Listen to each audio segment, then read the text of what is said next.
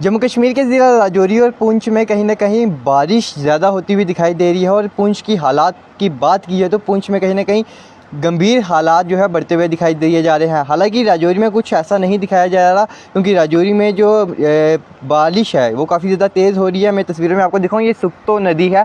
सुक्तो नदी का जो लेवल था इंक्रीज़ हो चुका था कुछ देर पहले, लेकिन अभी इसका जो लेवल है वो ठीक है क्योंकि इससे पहले जो है पिछले 1-2 दिन में जो है इस नदी में एक बार सुक्तो नदी का मतलब होता है कि ये जो नदी जब भी आती है अपना कहर मचा कर चलती है, जिस तरह से हमने पहले लाइव में खबर की थी। लेकिन फ़िलहाल अभी तस्वीरों में आप देख सकते हैं कि सुक्तो नदी में पानी तो आया है लेकिन उस हिसाब का पानी नहीं आया। क्यों कहूँगा कि आगे जाकर आपको ये सुक्तो नदी की तस्वीरें बताएगा। फ़िलहाल जो है दराली नदी ने जो अपना कहर मचाया हुआ है, लेकिन सुक्तो नदी कहीं ना कहीं शांत है इस समय और शांत दिखाई दे रही है। उसी के साथ साथ बात की है ज़िला राजौरी के कहीं ऐसे, लेकिन फ़िलहाल पुंछ में बड़ी खबर ये बताई जा रही थी कि पुंछ की जैसे आप वीडियो वगैरह देख रहे हो, कहीं किसी का घर बह रहा है और किसी का कहीं ना कहीं लैंडस्लाइडिंग हो रही है, सड़कों पर पानी आ चुका है। और लेकिन राजौरी में भी इसी तरह से जो नेशनल हाईवे है सलानी पुल से लेकर तारक ब्रिज तक के जो बीच में रास्ता आता है वहाँ पर कहीं ना कहीं लैंडस्लाइडिंग दिखाई दे रही है थोड़ी थोड़ी। उसी के साथ साथ बात की जाए झरने जो है वहाँ से पानी के आ रहे हैं और उसी के साथ बदल सकती है। उसी के साथ साथ फिलहाल राजौरी में जो है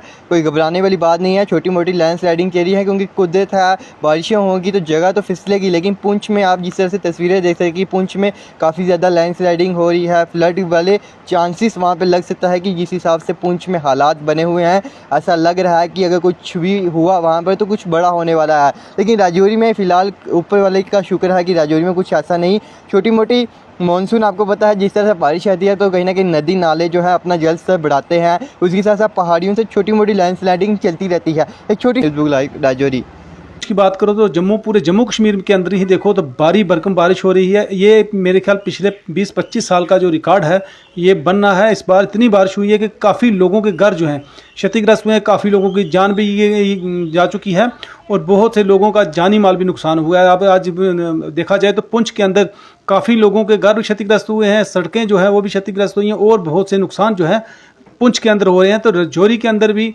कहीं ना कहीं देखो हाईवे पे लैंडस्लाइडिंग काफ़ी मात्रा में हुई है।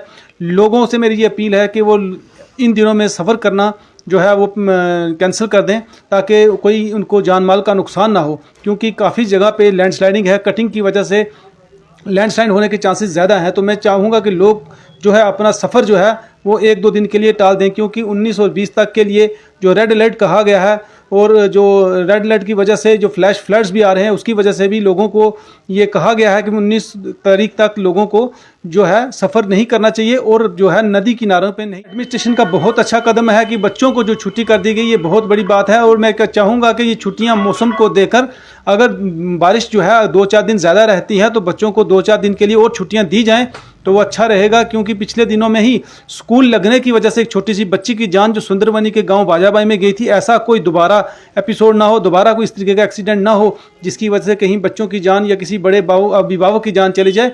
ये बड़ी दुखदाई बात होगी। एडमिनिस्ट्रेशन ने बहुत अच्छे कदम उठाए हुए हैं, स्टेप्स उठाए हुए हैं। लोगों को बार बार यही हिदायत दी जा रही है कि नदी के किनारे ना जाएं और सफ़र करने से बचें। लेकिन मैं ये चाहूँगा कि लोग खुद भी अवेयर हों और नदी नालों के पास ना जाएं और सफ़र करने से भी कुछ दिन के लिए बचें, ताकि जो जान माल की नुकसान है वो किसी तरीके की क्षति है जो किसी किस्म की जान माल की नुकसान जो है हमारे राजौरी वासियों को ना हो।